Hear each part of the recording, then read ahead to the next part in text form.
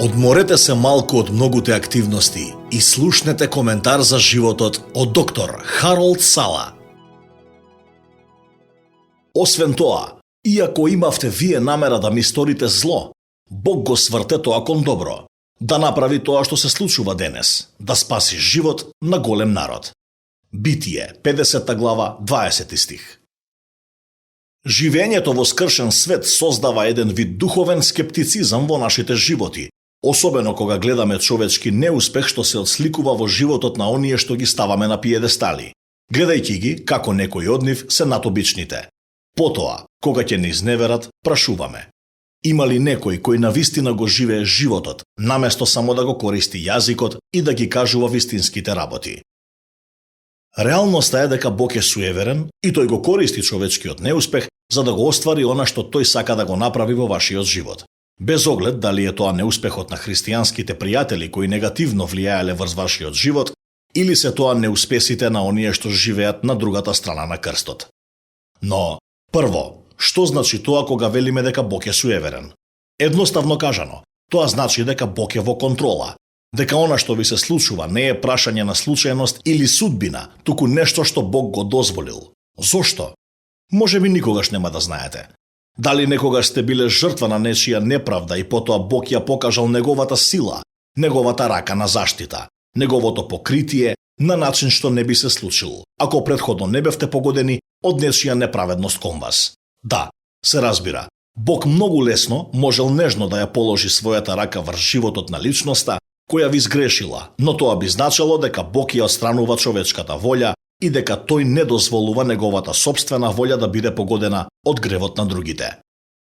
И од почетокот на времето, Бог избрал да оди со својот народ низ еден корумпиран, грешен свет, ветувајќи дека ќе биде со нив додека поминуваат низ темната долина, но никогаш не ветувајќи дека ќе ги избави од влијанието на сите неправди од оваа страна на небото. Приказната за еден млад човек кој на крајот станал премиер на Египет јасно ја илустрира таа вистина. Кој е неговото име? Јосиф. Можете да прочитате за него во старозаветната книга на Битие, започнувајќи во 37-то поглавје. Приказната накратко е дека тој прво бил жртва на омразата и љубомората на неговите браќа. Му била одземена неговата облека, бил фрлен во јама и едва избегал од смртта и бил продаден на мадијамските трговци кои го продале во робство. Тоа била неговата прва темна средба со човечкиот пораз. Да забрзаме малку напред. Тогаш Јосиф бил купен од еден службеник на фараонот и постигнал успех станувајќи управител на неговото домаќинство. Тој е на пат кон искачување, нели? Не баш. Одбивајќи го додворувањето од жената на неговиот работодавач, тој завршува во затвор. Тој се вратил на самиот почеток каде што почнале неговите маки во животот. Меѓутоа, на крајот тој станал многу моќен како премиер и го спасил животот на целото негово семејство. Сега ова е поентата. Бог го користи она што го сметаме за неуспех како отскочна штица за тоа што тој сака да го направи, подигнувајќи не многу повеќе од точката каде што бевме, доколку претходно не сме биле жртви на нечија неправедност.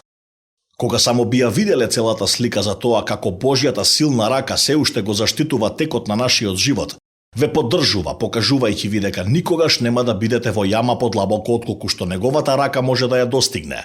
Тогаш колку различен би бил вашиот став кога се случуваат нештата кои не ги сакаме, па дури ги осудуваме.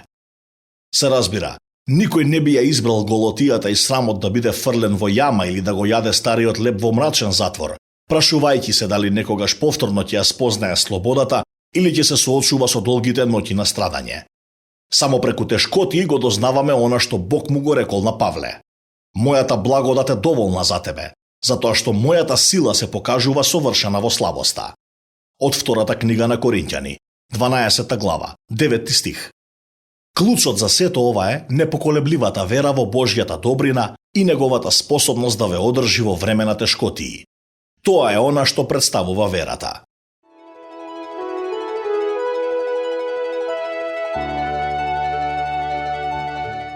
Што току го слушнавте, доктор Харолд Сала, во овој коментар за животот.